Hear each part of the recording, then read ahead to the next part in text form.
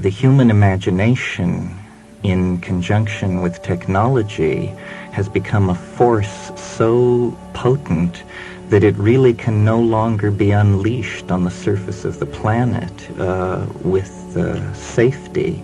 The human imagination has gained such an immense power that the only environment that is friendly to it is actually the vacuum of deep space. It is there that we can erect the architectonic dreams that drive us to produce a Los Angeles or a Tokyo, and do it on a scale and in such a way that it will be fulfilling rather than degrading. So yes, I think we cannot move forward in understanding without accepting as a consequence of that we have to leave the planet, that we are no longer the bipedal monkeys we once were. We have become almost a new force in nature, a thing of language and cybernetics and an amalgam of computers and human brains and societal structures that has such an enormous forward momentum that the only place where it can express itself without destroying itself is, as James Joyce says, up in the end. So long, long ago in a faraway galaxy, Star Wars style may be in our future? Well, as opposed to our past? It's in our present, I think. Our future is probably almost unimaginable, because I think the transformation that leaving the planet will bring will also involve a transformation of our consciousness. We are not going as 1950-style human beings. We are going to have to transform our minds before we are going to be able to leave the planet with any amount of grace. This is where I think the psychedelics come in, because they are anticipations of the future. They seem to channel information that is not strictly governed by the laws of normal causality, so that there really is a prophetic dimension, a glimpse of the potential of the far centuries of the future through these compounds. And no cultural shift of this magnitude can be unambiguous. I mean, the very idea that as a species we would leave the Earth behind us must be as rending an idea as that a child would leave its childhood home. Obviously, it's a turning away from something that once left behind can never be recaptured. However, this is the nature of going forward into being, a series of self-transforming ascents of level, and we now simply happen to be at that moment of ascent to a new level that is linked to leaving the planetary surface physically and to reconnecting with the contents of the unconscious collectivity of our minds. These two things will be done simultaneously. This is what the last half of the 20th century, it seems to me, is all about. Well, by and large, psychedelics have really not been accepted into the mainstream. Do you see a change in that? Well, not particularly. They hold a certain fascination for a persistent majority, and in that way they do their catalytic work upon society, which is to introduce new ideas and to release a certain kind of creative energy into society. I certainly would not like to see a return to the psychedelic hysterias of the 1960s. I think it's fine that these things are now the subject of interest of a much smaller group of people, but perhaps a group of people with a greater commitment and a better idea of exactly what these things are. And it's really the same people. It's just a smaller group of them, and they have accumulated experience over the past 20 years.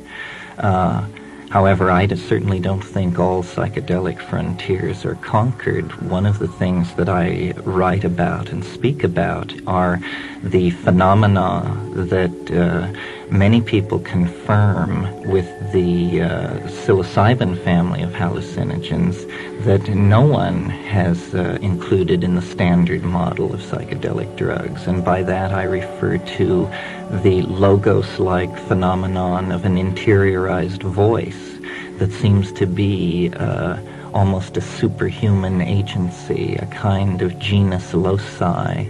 And I've been writing recently about alien intelligence, which is what I call this, where you have contact with an entity so beyond the normal structure of the ego that if it is not an extraterrestrial, it might as well be, because its bizarreness and its distance from ordinary expectations about what can go on is so great that if flying saucers arrived here tomorrow from the Pleiades, it would make this mystery no less compelling, because I believe that the place to search for extraterrestrials is in the psychic dimension, and there the problem is not the absence of contact, but the volume of contact that must be sifted through, because the fact of the matter is shaman and mystics and seers have been hearing voices and talking to gods and demons since the Paleolithic and probably before. That doesn't mean that we can rule out this approach to communication. It seems to me far more likely that an advanced civilization would communicate interdimensionally and telepathically. The amounts of time available for an intelligent species to evolve these kinds of communication are vast. So I think that it's very interesting then that the tryptamines, psilocybin and DMT, at the 15 milligram level very reliably trigger what could only be described as contact-like phenomena. And not only the interiorized voice in the head, but also the classical flying saucer motifs of the whirling disc, the lens-shaped object, the alien approach. This seems to be something hardwired into the human psyche. And I would like to find out why. I think it's a very odd fact of human psychology, and I don't buy any of the current theories ranging from that nothing at all is happening to that this is in fact another species with a world around another star that is getting in touch with us. I think it's something so bizarre that it actually masquerades as an extraterrestrial so as not to alarm us by the true implications of what it is. But I suspect it is something like an overmind of the species, that actually the highest form of human organization is not realized in the democratic individual.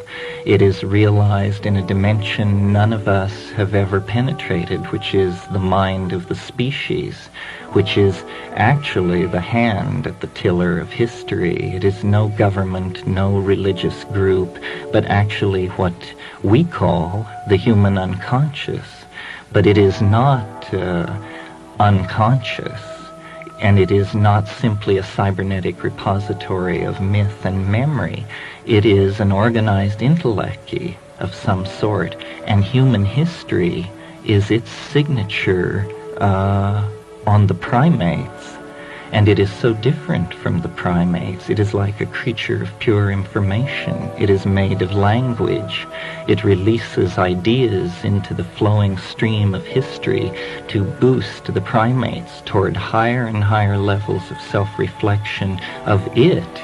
And we have now reached the point where the masks are beginning to fall away, and we are discovering that there is an angel within the monkey struggling to get free, and this is what the historical crisis is all about. And I'm, for no reasons in particular, very optimistic. I mean, I see it as a necessary chaos that will lead to a new and more attractive order.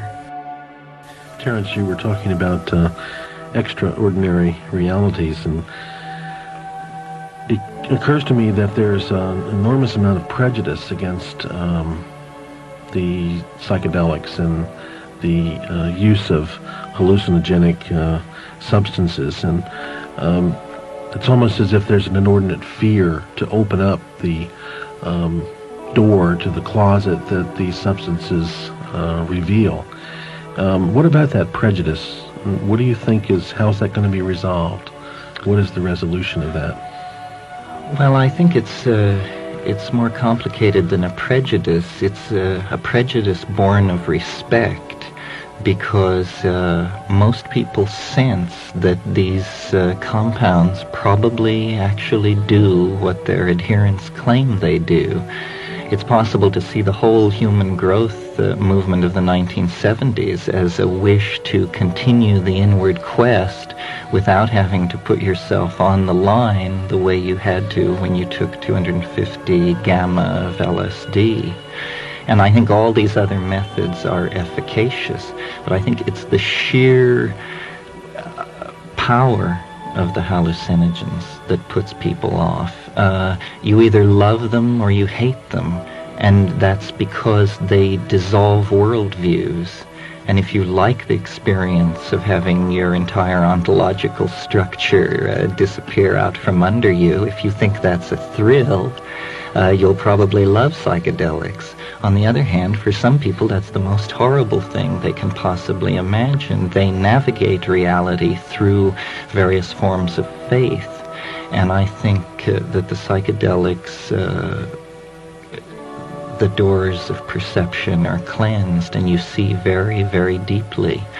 I spent time in India, and I would always go to the local sadhus of great reputation. And I met many people who possessed what I call wise old man wisdom. But wise old man wisdom is a kind of Tao of how to live. It has nothing to say about these dimensions that the psychedelics reveal. And for that you have to go to places where hallucinogenic shamanism is practiced, specifically the Amazon basin. And there you discover that beyond simply the wisdom of how to live in ordinary reality, there is a gnosis of how to navigate in extraordinary reality. And this reality is so extraordinary that we cannot approach what these people are doing with any degree of smugness, because the frank fact of the matter is we have no viable theory of what mind is either. The beliefs of a Witoto shaman and the beliefs of a Princeton phenomenologist have an equal chance of being correct, and there are no arbiters of who is right. So it's the power of these things, the fact that here is something we have not assimilated. We have been to the moon, we have charted the depths of the ocean, the heart of the atom, but we have a fear of looking inward to ourselves, because we sense that here is where all the contradictions flow together. And the same prejudice against psychoanalysis that characterized the 20s and 30s, when it was thought to be superfluous or some kind of fad, attends the psychedelics now. It's because it touches a very sensitive nerve. It touches the issue of the nature of man. And people are uncomfortable with this, or some people are uncomfortable with this. What is the value of exploring the extraordinary realities? Well, I guess it's the same value that attends the exploration of ordinary realities. There's an alchemical saying that one should read the oldest books, climb the highest mountains, and visit the broadest deserts. I think that being imposes some kind of obligation to find out what's going on. And since all primary information about what is going on comes through the senses, any drug or any compound which alters that sensory input has to be looked at very carefully. I've often made the point that chemically speaking, you can have a molecule which is completely inactive as a psychedelic, and you move a single atom on one of its rings, and suddenly it's a powerful psychedelic. Well, now it seems to me this is a perfect proof of the interpenetration of matter and mind. The movement of a single atom from one known position to another known position changes an experience from nothing to overwhelming. This means that mind and matter at the quantum mechanical level are all spun together. This means that in a sense, the term extraordinary reality is not correct if it implies a division of category from ordinary reality. It is simply there is more and more and more of reality, and some of it is inside our heads, and some of it is deployed out through three-dimensional Newtonian space. Most of us, I think, just simply accept the everyday reality as the only one. And you're talking about journeys into the nether regions of which far beyond most people's conception or even wanting to conceive of such a reality. Well, I think there's a shamanic temperament, which is a person who craves knowledge in the Greek sense of gnosis. In other words, knowledge not of the sort where you subscribe to Scientific American and it validates what you believe, but immediately, cosmology is constructed out of immediate experience that are found always to be applicable. You see, I don't believe that the world is made out of quarks or electromagnetic waves or stars or planets or any of these things. I believe the world is made out of language, and that this is the primary fact that has been overlooked. The construction of a flying saucer is not so much a dilemma of hardware as it is a poetic challenge. And people find it very hard to imagine exactly what I'm talking about. What I'm saying is that the leading edge of reality is mind, and mind is the primary substratum of being. We in the West have had it the wrong way around for over a millennia, but once this is clearly understood, with what we have learned in our little excursion through three-dimensional space and matter, we will create a new vision of humanity that will be a fusion of the East and the West. The world being made of language, and I think of these extraordinary realities which are totally beyond any language that we use in any ordinary sense. Yes, well, they are beyond ordinary language. I always think of Philo Judaeus writing on the Logos. He posed to himself the question, what would be a more perfect Logos? And then he answered saying, it would be a Logos which is not heard but beheld. And he imagined a form of communication where the ears would not be the primary receptors, but the eyes would be. A language where meaning was not constructed through a dictionary of little mouth noises, but actually three-dimensional objects were generated with a kind of hyperlanguage so that there was perfect understanding between people. And this may sound bizarre in ordinary reality, but these forms of synesthesia and synesthesic glossolalia are commonplace in psychedelic states. Terence, could you identify Philos for us and tell us who he was? He was an Alexandrine Jew of the 2nd century who made it his business to travel around the Hellenic world and discussed all the major cults and religious and cosmogonic theories of his day. So he's a major source of Hellenistic data for us. How would you relate to Socrates' view of the world? Well, I think that it's hard not to be a Platonist, but it's something perhaps we should struggle against, or at least struggle to modify. I think of myself as sort of a Whiteheadian Platonists. Certainly the central Platonic idea, which is the idea of the ideas, these archetypal forms which stand outside of time, is one which is confirmed by the psychedelic experience. And Plato's formulation of time as the moving image of eternity is another one of these aphorisms that the psychedelic state confirms. And certainly Neoplatonism, Plotinus and Porphyry and that school are psychedelic philosophers. Their idea of an ascending hierarchy of more and more rarefied states is a sophisticated presentation of the shamanic cosmology, which is the cosmology that one experientially discovers when they involve themselves with psychedelics. What I think most of us don't understand or don't really know is the fact that Greek culture and the Eleusinian mysteries incorporated the use of something that very akin to psychedelics.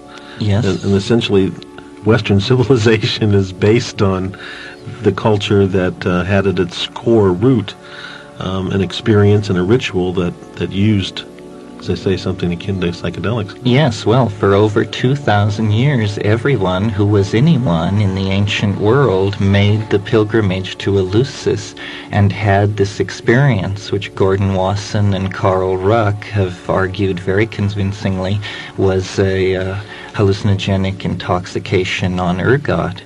But of course, as soon as the church solidified its power, it closed these Platonic academies and moved against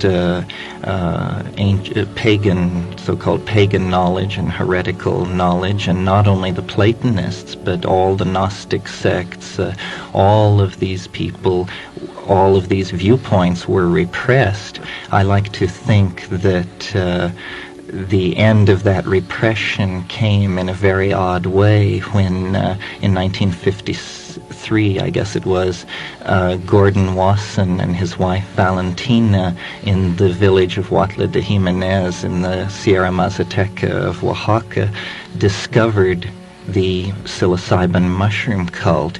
It was as if Eros, who had been martyred in the old world, was then found sleeping in the mountains of Mexico and resurrected. And the experience of the mushroom is very much the experience of a genus loci, a god on the Grecian model, not the god who hung the stars in heaven, but a local god, a pre-Christian bacchanalian nature power that is very alien and yet resonates with our expectations of what that experience would be like.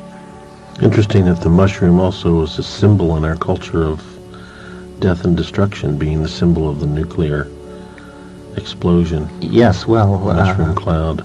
My brother has made the point asking, what mushroom is it that grows at the end of history? Is it the mushroom of Fermi and Oppenheimer and Teller, or is it the mushroom of Wasson and Hoffman and Humphrey Osmond? Somehow I think the latter is safer. Well, it may not only be safer, it may open the way to escape from the former. It's like a pun in physics, that the force of liberation and the force of destruction could take the same form. It's what alchemists call a coincidentia positorum. It is an amazing synchronicity, it seems. Also, I was interested in talking with Andy Weil some time ago about the fact that there are new genus of mushrooms appearing that have psilocybin in them that have never been seen before, never been tracked before, and it's almost as if they're appearing now. Well, it's amazing how many have been discovered since people have bent their attention to it. There have been psilocybin mushrooms reported from England, France, localities where, so far as we know, there is no cultural history of usage at all. However, it's interesting that cultural usage seems to disappear very early in human history. Hallucinogens are hardly even welcome in agricultural societies. I think it was Weston LeBar made the point that once you learn how to grow plants, your god shifts from the ecstatic god of the hallucinogens to the corn god or the food god, and it no longer is about divining the hunt and weather through the ecstatic use of hallucinogens. It's about being able to get up every morning and go to work and hoe the crop. So you mentioned earlier the prejudice against hallucinogens. I think it reaches back to the beginning of agriculture. This competition among plant gods, which exemplified lifestyles that must have seemed very alien to each other. Is psilocybin illegal? Oh yes, it's a Schedule I drug. Without any public debate, it was placed on the list at the same time that LSD was, and yet the issue was always couched in terms of LSD being made illegal, but actually at that point in time a whole bunch of things were made illegal, and there was never any public debate. All psychedelics were viewed as the same drug, and LSD was used as the model. Actually, these drugs, there's a spectrum of psychedelic effects, and certain drugs trigger some of them and certain ones others. But yes, psilocybin is illegal. Are the mushrooms illegal? The mushrooms also are illegal as they contain psilocybin. I recall Andy Weil saying that he walked along a downtown Seattle residential street picking up psilocybin mushrooms from the front yards of residential homes. Well, and English law took the view that it was preposterous to try and outlaw a naturally occurring plant, and they took the position that only the chemical was illegal, which I think is a very wise position. But I noticed that Canada recently chose the American interpretation over the British one. Interesting. Turns out, going back to the Andy Weil story, that the reason that these mushrooms were in such plenitude in various locales in the Northwest was that their spores were contained in a mail order company's mushroom growing product that they sent out mail order, and so... Yes, well, this is an interesting phenomenon. You see, the spores of the mushroom are not illegal because they do not contain psilocybin. They only contain the message in the DNA of the mushroom for the production of psilocybin. So it's a kind of bizarre catch-22. The mushroom spores can move anywhere legally, can be bought and sold, but they are the sine qua non for the production of mushrooms, of course. Terence, the kind of knowledge and kind of information you're putting forward is not generally available. It's not the kind of information or knowledge that one would find in the typical academic anthropology curriculum. And yet it seems to be a knowledge that is ever expanding, but somehow it's outside of the cultural, institutional entities in some way. Number one, why do you think that's the case? Of course, there's a logical answer to that one, but what do you see as the future of this kind of information, this kind of knowledge? Well, I think in a sense it signals the rebirth of the institution of shamanism in the context of modern society. And anthropologists have always made the point about shaman that they were very important social catalysts in their group, but they were always peripheral to it, peripheral to the political power, and actually usually physically peripheral, living at some distance from the village. And I think the electronic shaman, the people who pursue the exploration of these spaces, exist to return to tell the rest of us about it, that we are now coming into a period of racial maturity as a species where we can no longer have forbidden areas of the human mind or cultural machinery. We have taken upon ourselves the acquisition of so much power that we now must understand what we are. We cannot travel much further with the definitions of man that we inherit from the Judeo-Christian tradition. We need to truly explore the problem of consciousness, because as man gains power, he is becoming the defining fact on the planet in the near space area. So the question that looms is man good? And then, if he is, what is it he's good for?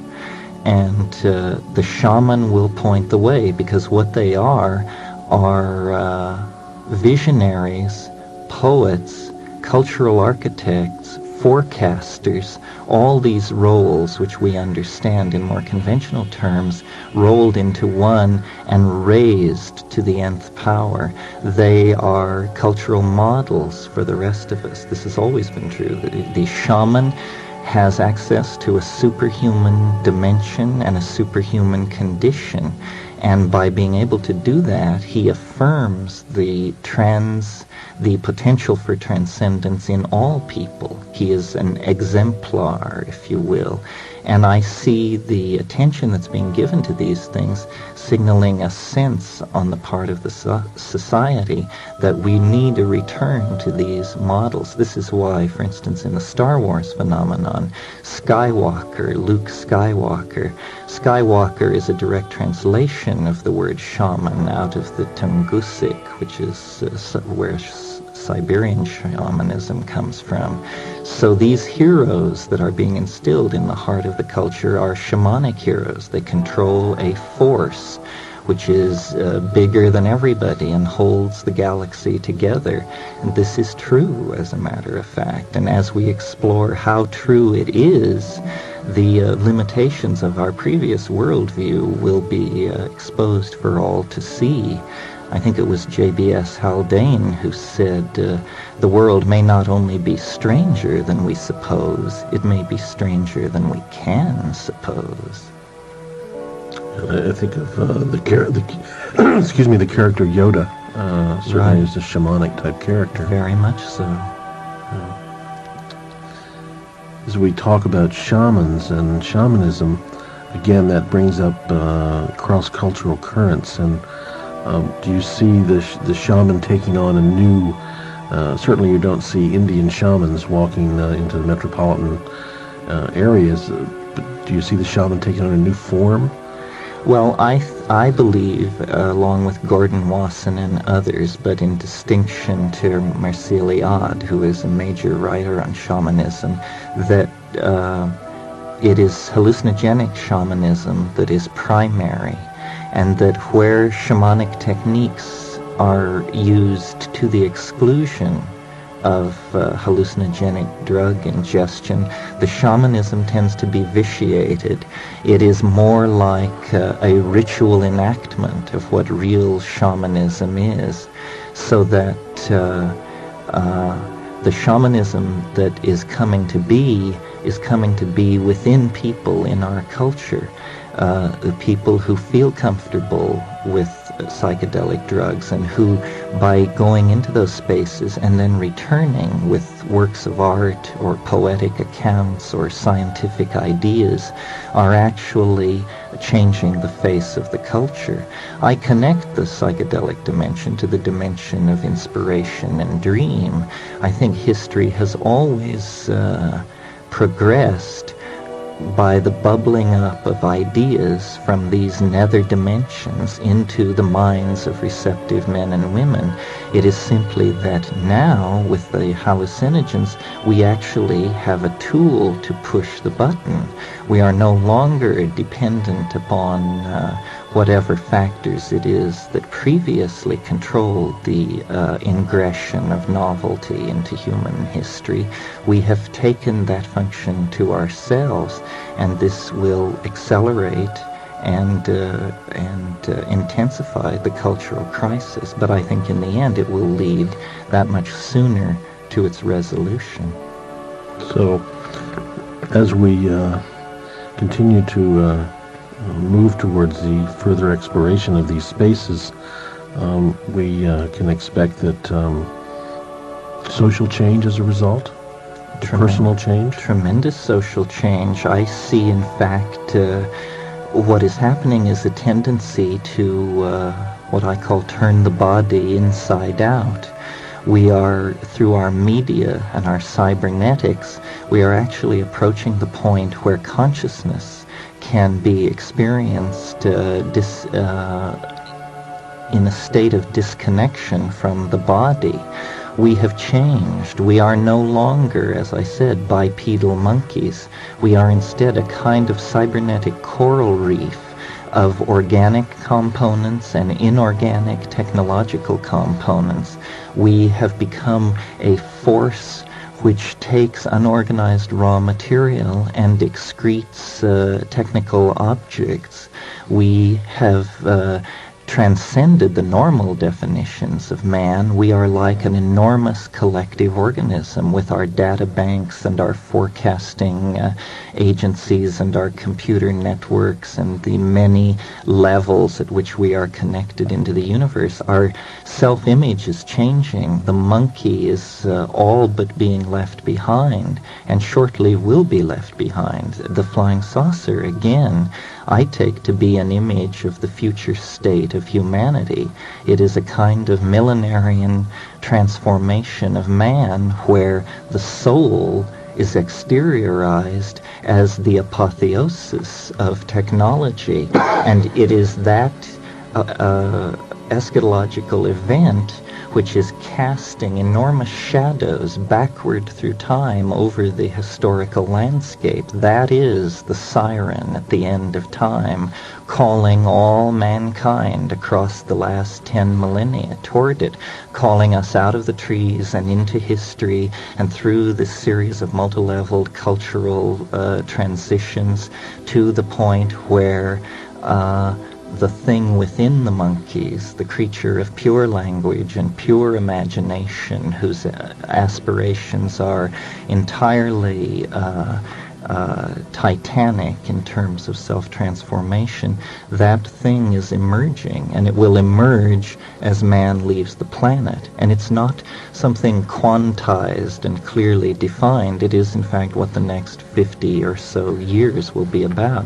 But at the end of it, the species will be off-planet and transformed and fully wired from the depths to the heights. Are we just talking about another version of the Christian death, resurrection, ascension into heaven? Except that it is coming into history. What is happening is that the paradise promised the soul is actually going to enter into history because technological man took the apocalyptic aspirations of Christianity so seriously that we are going to make it happen. It has become the guiding image of what we want to be. And I'm reminded of the poem by Yeats, it's Sailing to Byzantium, where he speaks of how after death he would like to be an enameled golden object singing to the lords and ladies of Byzantium. And it's the image of man transformed into eternal circuitry and released into a hyperspace of information where you are a thing of circuitry, but you appear to be walking along an unspoiled beach in paradise. It is that we are going to find the power to realize our deepest cultural aspirations. This is why we must find out what our deepest cultural aspirations are. Again, another way of phrasing the question, is man good? What about the idea that these spaces that we've been talking about, that you've been illuminating, are spaces that can be achieved without the use of psychedelics? Well, again, I scoured India, and my humble personal opinion is that it is highly unlikely. I've always approached people of spiritual accomplishment with the question, what can you show me? Because, as I said earlier, this wise old man wisdom is one thing, but only the hallucinogen-using shaman of the Amazon seem to be able to go beyond that.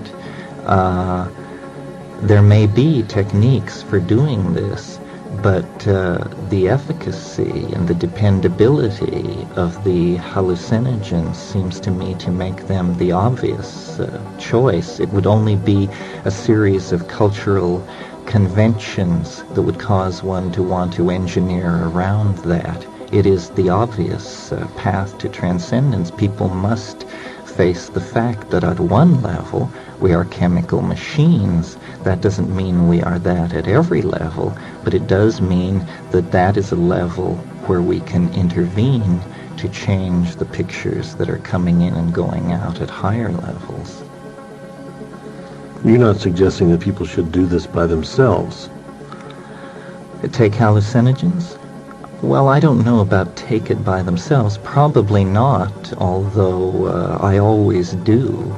And I seem to prefer it. What I am suggesting is they take it in a situation of minimum sensory input. Lying down in darkness with eyes closed cannot be surpassed. And people want music, they want to walk around in nature, they want all these things. But nature and music are beautiful in their own right. They are the adumbrations of the psychedelic experience that we deal with in ordinary reality. In confrontation with the psychedelic experience, these things are hardly more than impediments. The very interesting things are happening in the utter blackness behind your eyelids, lying still in darkness. And that is where the mystery comes from and goes to. My question had to do with or without a guide. Oh, I don't think people should do it without a guide unless they feel very confident from experience that they don't need a guide. So I like to have these ideas get out. I think it's important that we discuss all this in a way that is only now becoming possible because of how it was in the 1960s. Now we need to shed all that and look back and look forward and try to make a mature judgment for our culture based on the facts of the matter. Well, someone asked when we first went around to try and talk about the future. I don't know if I made the point strongly enough. I wasn't sure I felt it click. And I think it's a strong one, and it's somewhat new with me. It's this idea that that we represent some kind of singularity, or that we announce the nearby presence of a singularity, that the evolution of life and cultural form and all that is clearly funneling toward something fairly unimaginable.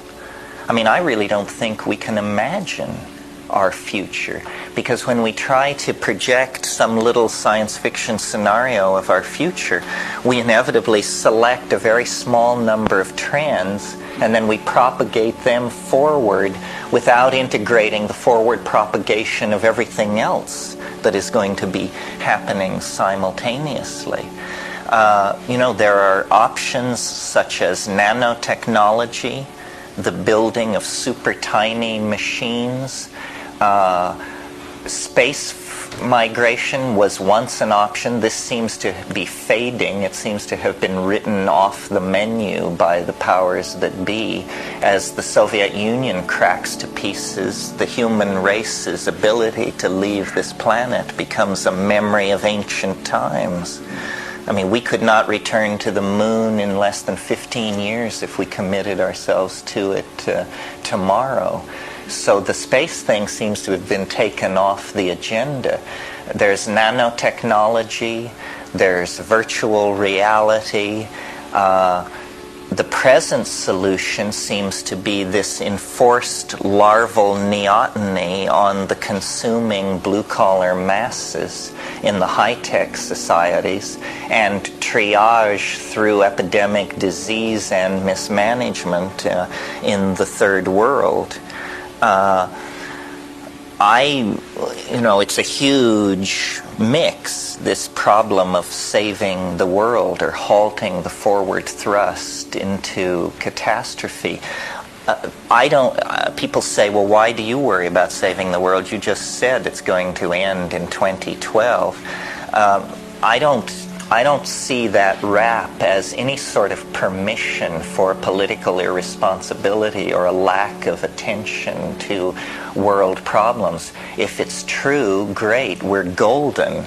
If it's not true, and what a long shot it is, then we should still keep our eye on the ball with all of this stuff.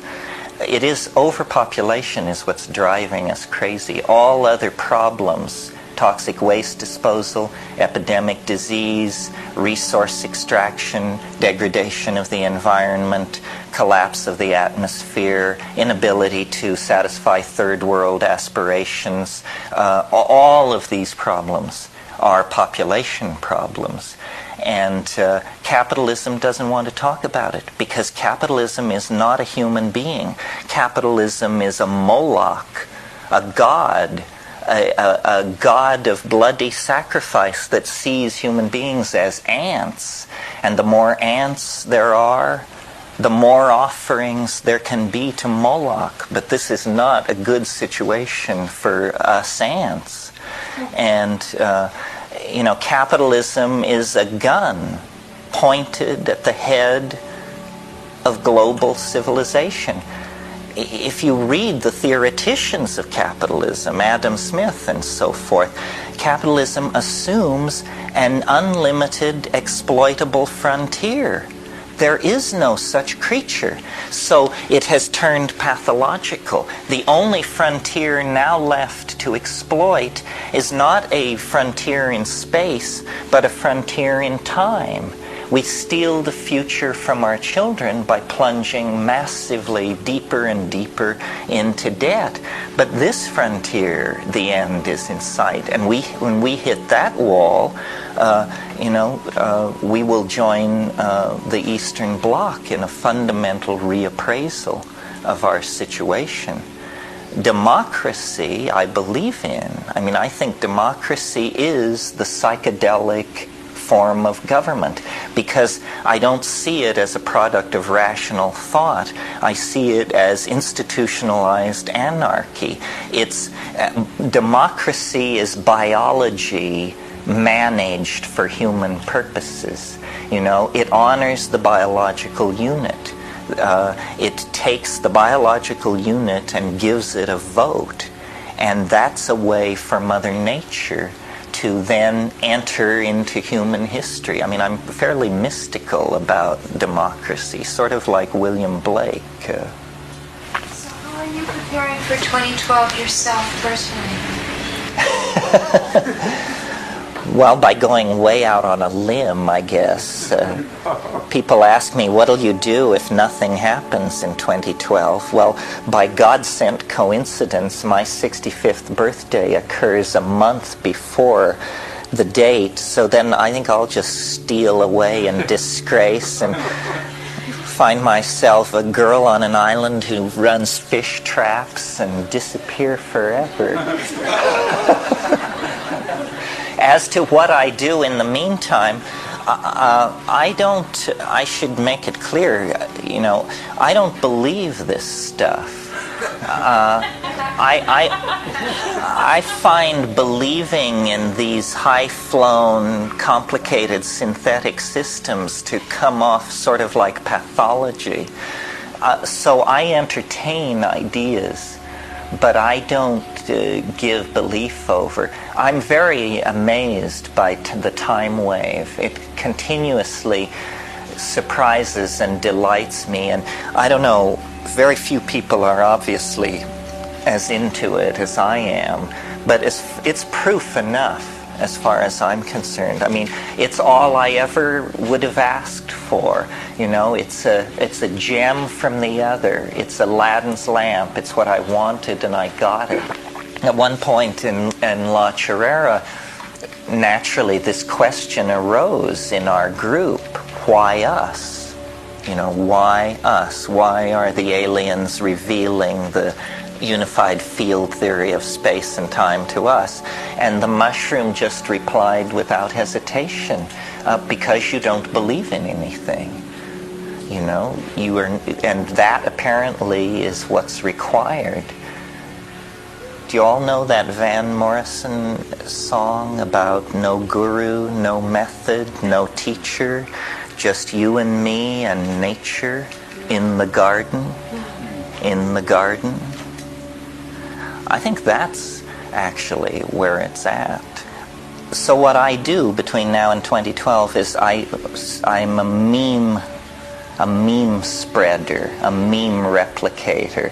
And the purpose of these teaching things is to turn you into fellow replicators of the meme. I mean, I see it all in the metaphors of molecular biology. You know, I have a new sequence of codons here, and I want to insert it into each one of you without error in copying, and then you should go forth and tell other people and copy it into their head, and this meme will spread, because we cannot evolve faster than our language. The edge of being is the edge of meaning, and somehow we have to push the edge of meaning.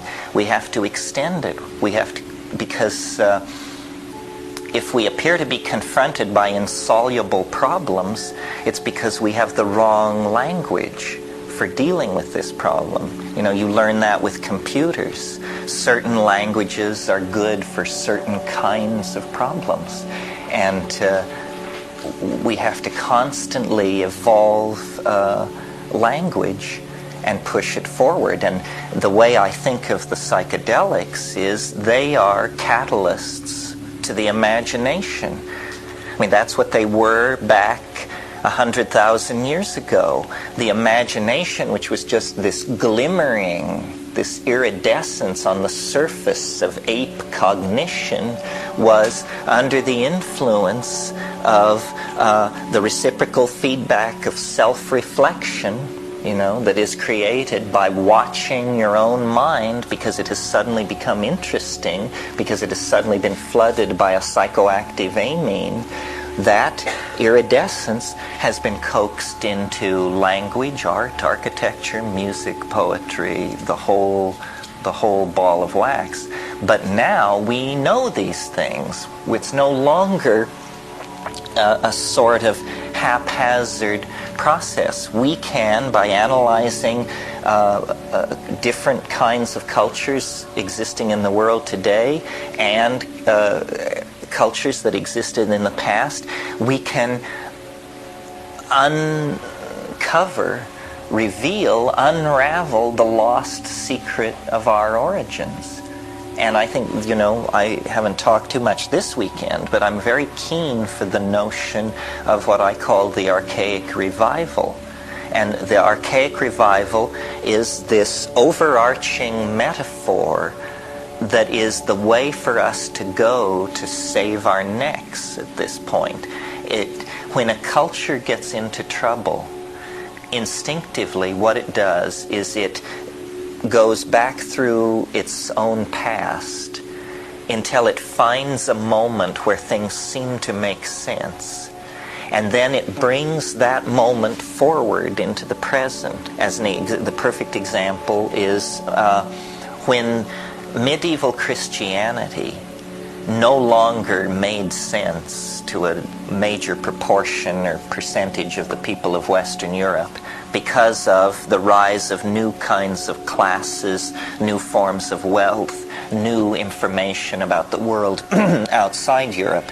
When the medieval vision lost its power, the intellectuals of that time instinctively reached backwards into the past, looking for a stable model. And finally they reached the golden age of Periclean Athens.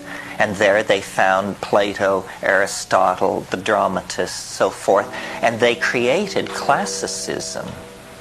Now notice that we're talking here about the 1400s.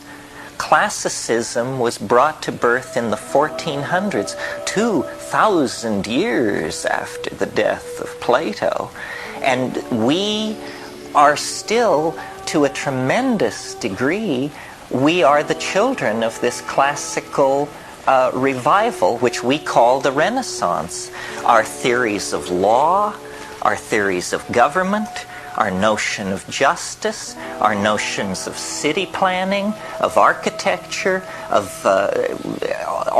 military planning, and so forth and so on, are all drawn from classical Greek and Roman models that were brought back from the dead 500 years ago by a bunch of Italian investment bankers who thought this was a good model to build on, to hang their civilization on. And now this has run out. The contradictions are too extreme. This classicism, I don't want to say it's failed, but it has just taken us as far as it can go. So now we confront great existential confusion. We confront cultural values completely different from our own, such as rainforest aborigines and so forth. We confront the toxic legacy of modern science, the retreating species counts of the Earth, the decaying atmosphere, all these things. So we must now reach far back into time for a new cultural model. Our crisis is so great that we have to reach back to the high Paleolithic, to the moment immediately before the invention of agriculture and the creation of the dominator ego. And I see, people talk about the new age and the new paradigm and this and that. Well, it's larger than that. It's been going on throughout the 20th century. The discovery of the purification of mescaline in Berlin in 1897. Freud begins to publish around the turn of the century. Jung, they are discovering the primitive unconscious. They are revealing to Edvardian and Viennese ladies and gentlemen of great culture and breeding that they have inside them, brawling, incestuous, violent, lust-driven animal natures. In other words, they are reintroducing an awareness of the primitive into this tremendously constipated, male-dominated, late 19th century, post-Victorian cultural milieu. And then, following hard upon them, the Impressionists in the 1880s giving way to analytical cubism, and all the Cubism arose as a result of the fascination of a few artists with primitive African masks.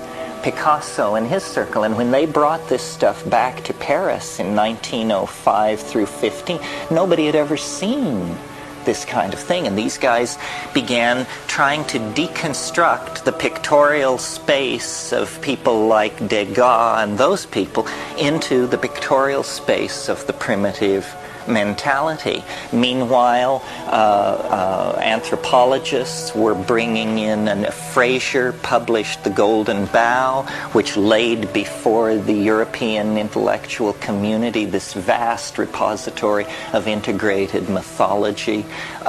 National Socialism, Surrealism, all of these things, some negative, some positive, are all aspects of the 20th century fascination and revivification of the primitive. Rock and roll, the rise of sexual permissiveness, the rise of styles of dancing which were not this, the minuet and so forth. All of this signals this fascination with the primitive, but at the center of it stand two phenomena, or two integrated phenomena. The personality of the shaman and the fact of the psychedelic experience.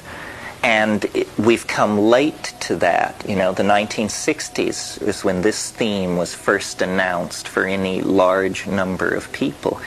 And I think, that we have to consciously deconstruct this constipated, classical, industrial, linear dominator civilization that we're trapped inside because it's a vehicle we can't steer. It's glued to the tracks which run right over the cliff. If we cannot alter the assumptions of this society, if the George Bushes and Helmut Kohls of this world are going to continue to run things, then, you know, head for the bunkers, folks, and pray, because the bunkers aren't going to be any consolation.